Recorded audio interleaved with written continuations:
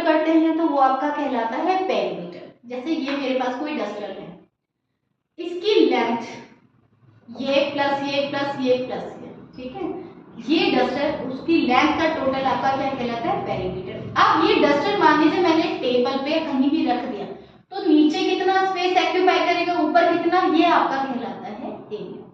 समझ गए?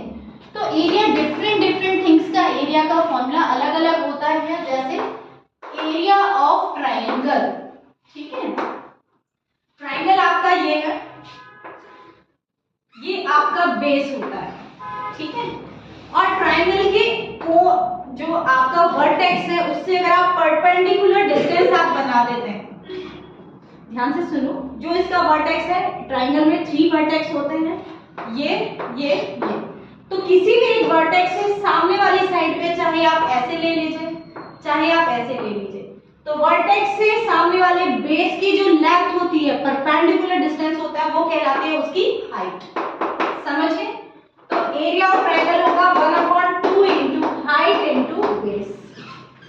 समझ गए? ये है ट्रायंगल का एरिया।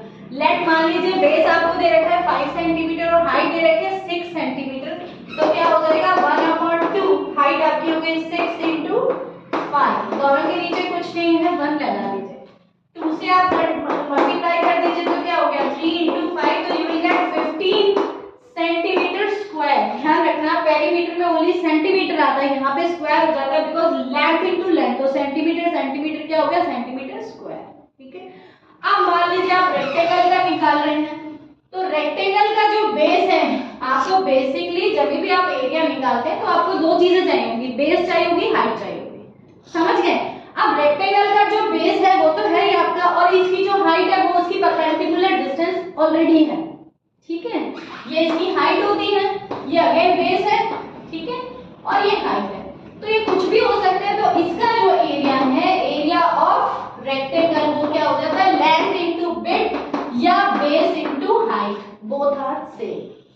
ठीक है, इन दोनों का सिंपल सा मल्टीप्लिकेशन, ये आपका क्या कहलाया जाता है एरिया ऑफ रेक्टेंगल। ठीक है, मान लीजिए आप बात कर रहे हैं किसकी, स्क्वायर की, तो आपको पता है स्क्वायर में ये जो बेस है और ये हाइट है ये सब इक्वल होते हैं, इक्वल ही होते हैं ना, तो आप इसको x लिख लीजिए। ठीक है, तो क्या हो गया इसका टोटल x इंटू एक्स यानी साइड इंटू साइड। ठीक है, ये आपका किसका एरिया हो गया बेटा, स्क्वायर का एरिया। ठीक है, अब मान लीजिए आपका बात करते हैं हम यहाँ क्यूबॉइड। ठीक है, क्यूबॉइड किससे बना होता है बेटा, क्यूबॉइड 6 रेक्टेंगल से बना होता है। ठीक है, तो क्यूबॉइड का एरिया क्या होगा, क्यूबॉइड बनाना आता है? Yes miss. देखो कैसे बनाएंगे, ये आपका क्यूबॉइड, ठीक है, और फिर इन सबको आप मिला दीजिए, तो ये क्यूबॉइड 6 रेक्टेंगल से बना है। अब यहाँ पे एक नई चीज इंट्रोड्यूस हो जाएगी, LVH, लेंथ विड्थ और हाइट, 3 चीज होंगी क्यूबॉइड।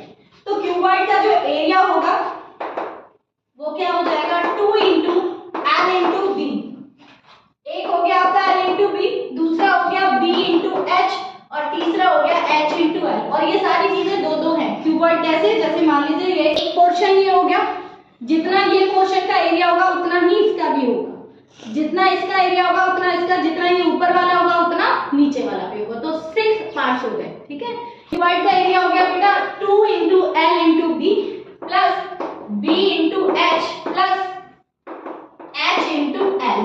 तो निकालेंगे कैसे आप, इनका L इंटू बी मल्टीप्लीकेशन, फिर B इंटू H, फिर H इंटू L, तीनों का ऐड करके उसको 2 से मल्टीप्लाई करेंगे, बोर्ड मास से चलेंगे। अब आप मान लीजिए आप निकालते हैं क्यूब का, क्यूब में आपको पता है जब आप क्यूब का निकालने जाते हैं बेटा तो L B H तीनों सेम होती हैं, बिकॉज क्यूब किससे बना होता है, स्क्वायर से।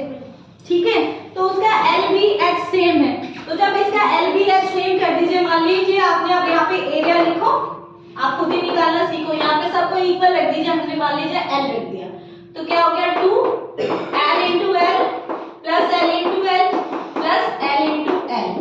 ठीक है, तो क्या हो गया ये L square plus L square plus L square, L into L square हो गया, तो अब क्या हो गया 2 इंटू 3L स्क्वायर यानी 6L स्क्वायर। तो आपको सिर्फ इतना सा याद रखना है, 6l स्क्वायर कह सकते हो, 6x स्क्वायर कह सकते हो, 6b स्क्वायर कह सकते हो, कुछ भी कह सकते हो। तो ये जो था आपका क्यूबॉइड का एरिया, ठीक है।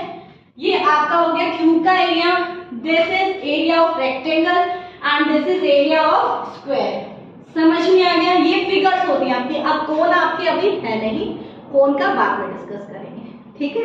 ये जो बेसिकली फिगर है कोन है और सिलेंडर है वो भी आपके सिलेबस में नहीं है, ठीक है बेटा।